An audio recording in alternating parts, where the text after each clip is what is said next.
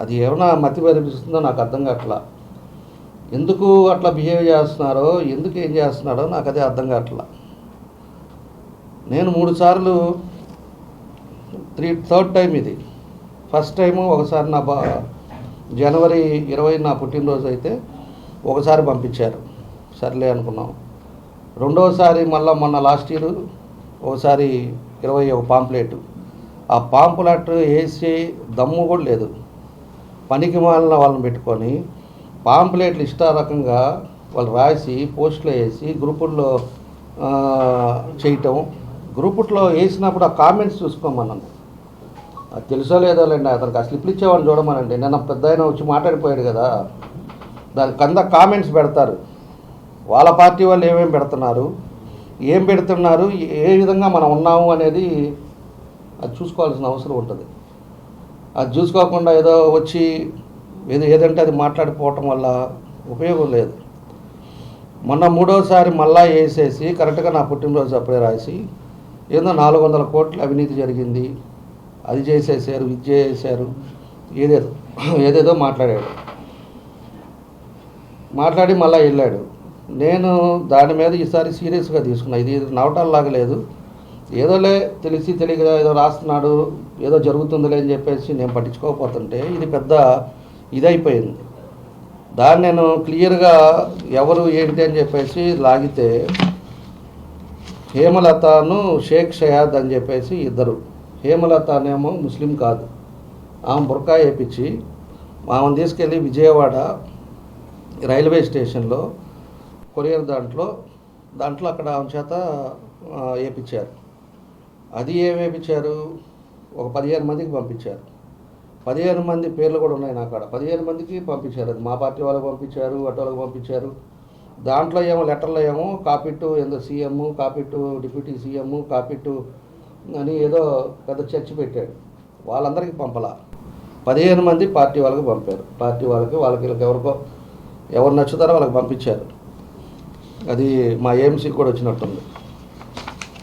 అట్లా వీళ్ళకి పంపించేసేసి వాళ్ళ చేత చేపించారు. ఆ తర్వాత దీనికి మెయిన్ కారకులు ఎవరంటే ఫియాజు, బొలినేని మురళి. వీళ్ళిద్దరు ఏం చేశారంటే, ఆ ఫియాజ్ అనేవాడు అడ్వకేటు, వాడు డ్రాఫ్టింగ్ చేయటం, ఫయాజ్ ఆ ఫయాజ్ వచ్చేసి డ్రాఫ్టింగ్ చేయటం, వీడు మురళిగాడు చెప్పటం.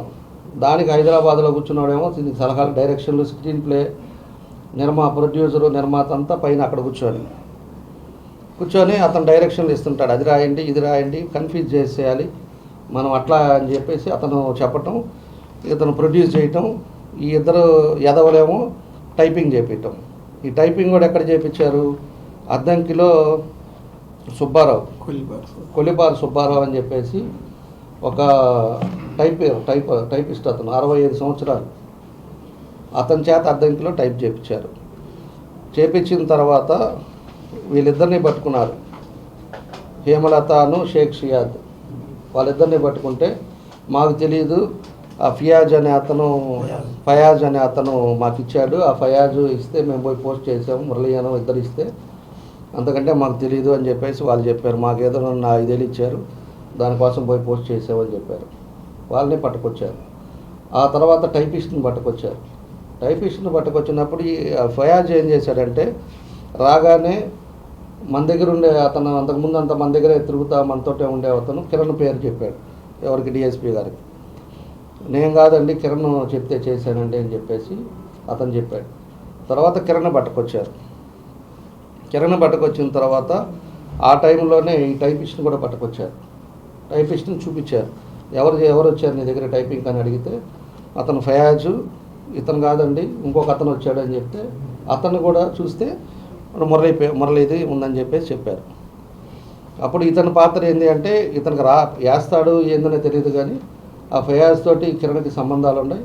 అతను వచ్చేసేమో ఏదన్నా అసంతృప్తిగా మాట్లాడుతున్నాడని చెప్పేసి తెలిసి తప్పితే నాకు ఇట్లా చేస్తారని నాకు తెలియదు అని చెప్పేసి అతను చెప్పాడు.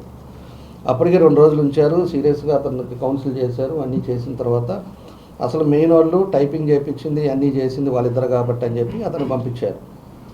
ఈ పెద్ద మనిషికి అన్నీ తెలిసి మళ్ళా మీ పక్కన తిరిగేవాళ్ళు అక్కడ అతన్ని కాబట్టి మేము రాజీ చేసుకున్నాం, ఇష్టం వచ్చినట్టు కాగితాలు రాసేసి నీ ఇష్టారాజ్యంగా ఇంట్లో ఆడవాళ్ళ పేర్లు కూడా పెట్టి, సిగ్గు లజ్జ ఉండాలి నా కొడుకులకి. మళ్ళీ అతను మాట్లాడతాడు, అసలు ఇంట్లో వాళ్ళు ఏం చేశారు, బాలయ్య కూడా పెట్టేదను అంటే మైండ్ డైవర్ట్ చేయడానికి, మైండ్ మనల్ని కన్ఫ్యూజ్ చేయడానికి ఇలాంటి రాజకీయాలు కూడా చేస్తారని నాకు అర్థం కావట్లా. అలాంటివి పెట్టి ఈలోపు మేమేదో రాజీ చేసుకున్నాడు, ఎవరు చేశారో అని చెప్పేసి మాట్లాడతాడు అతను. ఏం మాట్లాడాలి ఇట్టంటోడితోటి? నేను చిన్నపిల్లవాడా? ఎంత వయసు అతనికి? అది కాకుండా నిన్న ఏం చేశాడు, అంతకుముందు ఎస్పీ గారికి కిషన్ రెడ్డి చేత ఫోన్ వచ్చింది, అతను కొట్టగాకండి, మీ దగ్గరికి పంపిస్తాను, అతని భయపడుతున్నాడు అని తీసుకెళ్ళి హైదరాబాద్లో పెట్టుకొని ఫోన్లు ఆపేపించేసి వాడి ఖర్చులకి డబ్బులు ఇచ్చి, పోయినసారి అట్లే తప్పు చేశాడు. తప్పు చేసిన తర్వాత పోయినసారి కూడా అతన్ని పట్టుకునే టైంలో తప్పించుకొని పోయి 2 నెలలు ఉండి యాంటిసిపేట్ తీసుకొని మళ్ళీ ఒంగోలుకి వచ్చాడు. సరేలేని వదిలేసాం. ఇంక ఇదే పని అయితే ఎవడు ఊరుకుంటారు అసలు? మళ్ళీ ఈసారి ఏం చేశాడు, మళ్ళీ రాశాడు. ఈయన ఎప్పుడైతే లాయర్ వాడిని పట్టుకున్నారో ఇతను పారిపోయి హైదరాబాద్ పోయి వాళ్ళ షెల్టర్లో ఉండి అతను కిషన్ రెడ్డి గారి చేత ఫోను, ఆ తర్వాత నిన్న ఎస్పీ గారికి ఫోన్ చేస్తాడు ఈ పెద్ద మనిషి, అతను నేను పంపిస్తాను, వాళ్ళ ఇంటి మీదకి పోలీసులు పోయారంట, ఆడవాళ్ళు ఉంటారు, ఇబ్బంది, మళ్ళా ఏదన్నా కొట్టగాకండి చూడండి అది ఇది అని చెప్పేసి ఇతను ఫోన్ చేస్తాడు. ఇతను ఎన్ని మాటలు మాట్లాడినాడు, అతను షెల్టర్లో ఎందుకు పెట్టుకున్నాడు, అతను ఎట్లా పంపిస్తాడు ఇతన్ని?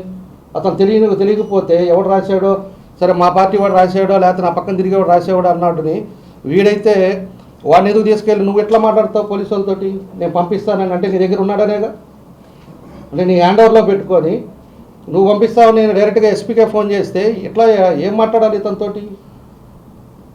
ఏడకొచ్చాము రకరకాల మాటలు మాట్లాడేదాను, ఇలాంటి లుచ్చా రాజకీయాలు లుచ్చా పనులు చేసుకుంటా లెటర్లు రాసేది ఒకటన్నా దీంట్లో ఉందా, వాస్తవం ఉందా? ఎవడో లేఅవుట్ అంటాడు, ఆ లేఅవుట్లో ఏమన్నా ఒకటన్నా ఉందా, ఎవిడెన్స్ ఉందా, మేము ఏదైనా తీసుకున్నట్టు ఉందా? వాళ్ళేదో భూమి పూజకి రమ్మంటే భూమి పూజకి పోతే వాళ్ళ ప్లాట్లు నాకు ఇస్తారా? వాళ్ళు అమ్ముకోలేక వాళ్ళు ఈరోజు అమ్ముడు పోక వాళ్ళు ఇబ్బందులు పడుతూ ఉంటే మట్టి దోలేనంటారు. మట్టి ఎవడు దోలాడు? మట్టి దోలిందని ఎవరు దోలేరు ఏంటి అనేది నువ్వు విచారించుకో, కూర్చోబెట్టుకో. ఏదైనా ఉంటే నీతిగా నిజాయితీగా ఇది చేశారని చెప్పేసి మాట్లాడు, దాని తప్పులేదు. నువ్వేమో హైదరాబాద్లో కూర్చొని ఎవడో పనికి మాలినోడు స్లిప్ ఇస్తే వాడితో మాట్లాడటం, అందుకు నీ పాటికి నువ్వు కారులో పడటం, నేను వస్తా ఏంది నువ్వు వచ్చేది? 5 ఏళ్ళు ఏం చేసావు నువ్వు? ఒక్క పనన్నా చేసావా? కొత్తపట్నం మన ఆ ఫ్లైఓవర్ బ్రిడ్జ్ దగ్గర నుంచి పల్లిపాలెం దాకా 2 కిలోమీటర్లు ఆగిపోయింది. 5 ఏళ్ళు నీ వల్ల అయిందా? చేసావా? పీస్ కాలేజ్ రోడ్ నుంచి ఆడ ఫ్యాక్టరీ భగీరథ ఫ్యాక్టరీ దాకా 2 కిలోమీటర్లు, అప్పుడు అదంతా వేసాం, ఆ 2 కిలోమీటర్లు ఆగింది.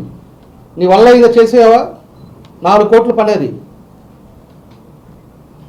ఆ తర్వాత గుండమాల మోటిమాల ఊళ్ళో ఇంతంత గుంటలు ఉన్నాయి, అక్కడ దాకా నేను చేసా, పాదర్తి యువతల దాకా. పాదర్తి నుంచి గుండమాల దాకా 2 కిలోమీటర్లు 2.5 కిలోమీటర్ ఉంది. అదేమన్నా 5 సంవత్సరాలు నువ్వు చేసావా? నువ్వు చెయ్యవు, నీ పని ఏందో నీ యాక్టివిటీ ఏందో అందరికీ తెలుసు, ప్రజలందరికీ తెలుసు.